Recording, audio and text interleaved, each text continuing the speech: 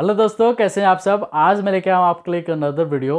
दोस्तों, आज मैं बात करने वाला हूँ कि बिना लोन अप्लाई किए, बिना क्रेडिट कार्ड अप्लाई किए किस तरीके से आप दूसरे की मदद से अपना सिविल जो है इम्प्रूव कर सकते हैं, वो आज मैं इस वीडियो पे क्लियर करने वाला हूँ। जैसा कि आप सभी जानते हैं दोस्तों कि जो भी मैं यूट्यूब पे वीडियो बनाता हूँ सिविल से रिलेटेड, तो उसमें सारे के सारे मैं प्रूफ के साथ दिखाता हूँ कि किस तरीके से मतलब डिस्प्यूट रेस करना है या किस तरीके से आप अपना सेटलमेंट जो है सिविल से रिमूव कर सकते हैं। अगर आप क्रेडिट कार्ड का पेमेंट नहीं करते तो आपके सिविल में क्या एंट्री आ जाती है। जो भी मैंने यूट्यूब पे वीडियोस बनाए सिविल से रिलेटेड, वो सारा का सारा जो है मैंने प्रूफ के साथ आपको दिखाया। तो ये भी वीडियो मैं जो है आपको प्रूफ के साथ दिखाऊंगा कि किस तरीके से किसी दूसरे की मदद से आप अपना सिविल इंप्रूव कर सकते हैं। आप मेरे लेफ्ट हैंड साइड पे देख पा रहे होंगे दोस्तों, यहाँ पर मेरा जो सिविल दिखा रहा है वो 751 सिविल दिखा रहा है। यहाँ पर मैं अकाउंट इन्फॉर्मेशन पे जाता हूँ और वहाँ पर मैं आपको दिखाता हूँ स्क्रॉल डाउन करके। सबसे नीचे आप देख पा रहे होंगे HDFC आ रहा है, उसको आप रहने दीजिए। आप देख पा रहे होंगे मैंने डिस्प्यूट रेज किया हुआ है। जस्ट उसके ऊपर आप देख पा रहे होंगे एक आपका लिख के आ रहा है ऑटो लोन, जो ऑनरशिप में आ रहा है जॉइंट।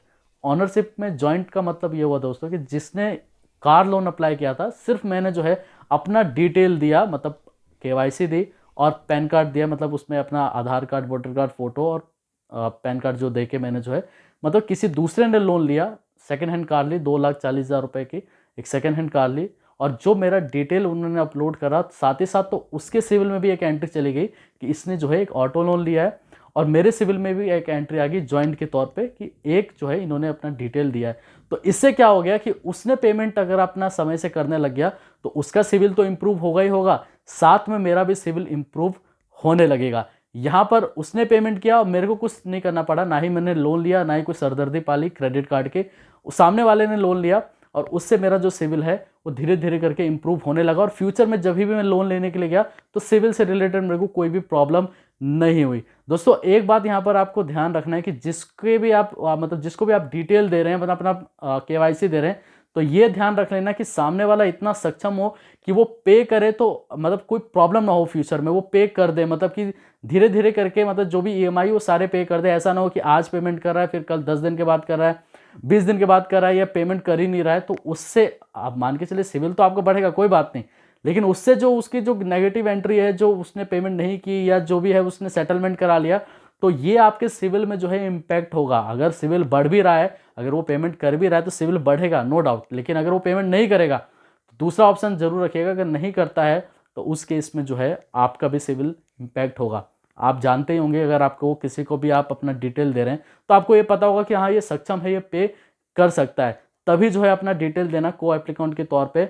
नहीं तो बाद में आपको कोई प्रॉब्लम ना हो कि उसने पेमेंट नहीं की और बैठे बैठाए आपका सिविल भी खराब हो गया। उसने तो अपना खरीद लिया और आपका भी सिविल जो है खराब कर दिया। एक तो तरीका हो गया कि जहां पर आपने जो है जॉइंट अकाउंट ओपन हो गया और उसने लोन लिया, आपके भी सिविल में एंट्री आ गई और उसने भी पेमेंट किया और आपका भी सिविल जो है बन गया। तो उस केस में अगर उसने समय से पेमेंट कर दिया तो फिर तो कोई प्रॉब्लम ही नहीं है। एक तो हो गया जॉइंट में। दूसरा हो गया आपका को एप्लीकेंट के तौर पे, मतलब एक तरीके से गारंटर। आप गारंटर बन गए। आप मेरे देख पा रहे होंगे लेफ्ट हैंड साइड पे, यहाँ पर ऑनरशिप आ रही है गारंटर। ये गारंटर अगर आप बनते हैं, मैं आपको ये बोलूँगा कि लाख बार सोच लेना गारंटर बनने से पहले। अगर ऐसा ना हो कि अगर गारंटर ने पेमेंट नहीं की तो दोस्तों आपको ही करनी पड़ जाएगी, और वो कहीं भाग गया तो बैंक आपको इतना परेशान कर देगा। को एप्लीकेंट के तौर पे अगर जो आपको अभी जॉइंट वाला बता रहा था उसमें तो हो सकता है कि कॉल करके आपको परेशान करे, लेकिन गारंटर एक तरीके से उसने पेमेंट नहीं की दोस्तों तो आपको ही पेमेंट करनी पड़ जाएगी।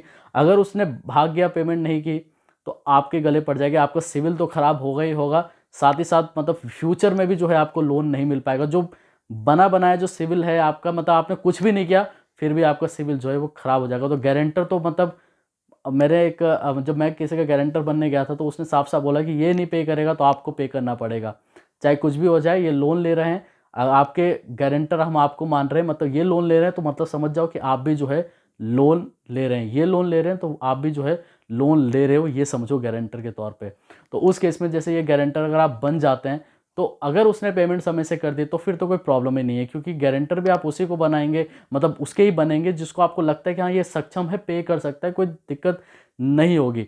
तो गारंटर बन जाते हैं तो उससे भी जो है आपका सिविल धीरे धीरे करके इम्प्रूव होने लग जाएगा। तो यहाँ पर दो मैंने आपको बातें बताई। एक तो जॉइंट में, जहाँ पर अगर किसी ने कोई कार लोन लेने जा रहा है या कोई फाइनेंस करा रहा है, आपने को एप्लीकेंट के तौर पर मैं डिटेल डाल दिया तो वहाँ पर आपका सिविल जो है धीरे धीरे करके बनना स्टार्ट हो जाएगा। यहाँ पर आपने लोन नहीं लिया और ना ही आपने कोई क्रेडिट कार्ड अप्लाई किया। एक होता है गारंटर। कि गारंटर आप बन गए और उसमें जो है आपने उसने सामने वाले ने पेमेंट समय से किया और आपका भी जो सिविल है वो बनना स्टार्ट हो गया, आपको कोई भी प्रॉब्लम नहीं आई। प्रॉब्लम तब आती है जब वो पेमेंट नहीं करते हैं। सिविल तो बढ़ाता ही है, अगर वो पेमेंट समय से कर रहा है सिविल बढ़ेगा, कोई प्रॉब्लम नहीं है। लेकिन अगर उसने नहीं किया तो बनेगा सिविल, लेकिन खराब नेगेटिव एंट्री जाएगी आपकी भी और उसकी भी। अगर उसने सेटलमेंट करा लिया तो वो भी आपके एंट्री में सेटलमेंट के तौर पे आ जाएगा। फिर तो फ्यूचर में आप लोन लेने का तो भूल ही जाइए कि लोन आपको कोई देगा भी। वो जैसे ही आपका सिविल रिपोर्ट देखेगा तो दिखाएगा ये तो किसी का गारंटर बना था, या आपके सिविल रिपोर्ट में नेगेटिव एंट्री दिखाएगी, वो बार बार लोन जो है आपका रिजेक्ट होता रहेगा। या तो अगर मान के चलिए ये टेंशन आप पालना नहीं चाहते, आपके घर में गोल्ड है, आप चाहते हैं कि चलो कोई बात नहीं 50,000 का ले लिया, 1 2 6 महीने तक आप उसका पेमेंट कीजिए, बाद में जो है उसको छुड़ा लीजिए, आपके पास पैसे हैं कोई बात नहीं छुड़ा लीजिए। आप जैसे मेरे लेफ्ट हैंड साइड पे देखोगे कि मथूट से मैंने जो है एक गोल्ड लोन लिया था, तो उसकी एंट्री भी यहाँ पर आ गई है। तो उसका पेमेंट आप समय से कीजिए, उससे भी सिविल आप इंप्रूव कर पाएंगे। गोल्ड लोन में तो आपको, अगर लोन लेता हूँ तो मैं सोच के लूँगा कि मैं सक्षम हूँ कि इसको मैं पे कर दूंगा। लेकिन जहाँ आप दूसरे का, मैं दोस्तों यहाँ पर पॉजिटिव नेगेटिव दोनों लेके चलता हूँ। अगर मान के चलिए कि आपने दूसरे के बिहाफ पे आप अगर अपना सिविल बना भी रहे हैं, अगर उसने कोई दिक्कत कर दी तो आपका सिविल तो कम होगा ही, अगर उसने पेमेंट समय से कर दी तो कोई प्रॉब्लम ही नहीं है। तो यहाँ पर दो बातें आप ज़रूर ध्यान रखें कि जिसको भी आप अपना डिटेल दे रहे हैं तो वो इतना सक्षम हो कि वो उसको सही से पे करे, ताकि आपका भी सिविल जो है बना रहे और फ्यूचर में आपको भी जो है कोई प्रॉब्लम ना हो। तो ये मैं तीसरा जो आपको गोल्ड लोन का बता रहा था, अगर आपके पास गोल्ड है, आपके पास पैसे भी हैं, अगर आपको सिविल बनाना है तो गोल्ड जाके मथूट पे रख के आ जाइए, 6 महीने पेमेंट करके, मतलब जो भी उसका ज़्यादा इंटरेस्ट नहीं बनता, जो भी है इंटरेस्ट पे करके आप अपना उसको वापस कर लीजिए। वैसे भी आपके सिविल में एंट्री चली जाएगी और सिविल में आपको दिखा देगा कि इसने पेमेंट समय से किया है, फिर भी आपका सिविल बन जाएगा।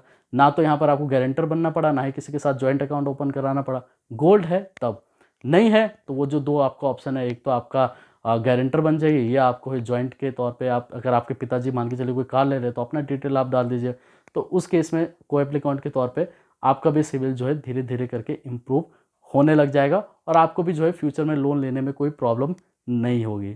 ठीक है दोस्तों, धन्यवाद।